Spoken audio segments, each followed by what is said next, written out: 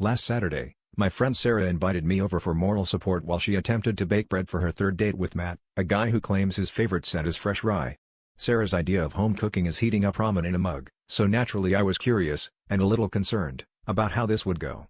She'd watched approximately 37 YouTube tutorials on artisanal boule and bought enough flour to supply a bakery.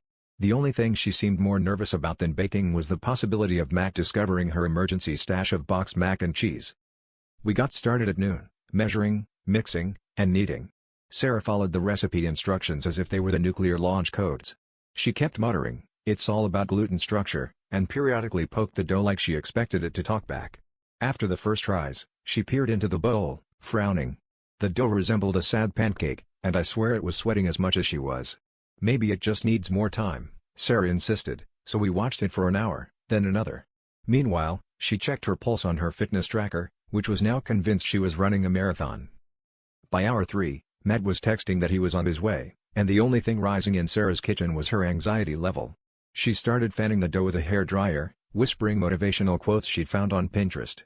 I tried to help by Googling emergency bread fixes, but all I found were tips on how to disguise failed loaves as doorstops. The kitchen looked like a flour bomb exploded, and the dough seemed to be shrinking out of sheer embarrassment. When Matt finally arrived, Sarah presented her bread with trembling hands. He took one look at it and, trying to be polite, said, "Wow, it's unique." I chimed in, "Yeah, it's the first bread ever to rise to the occasion by staying completely flat."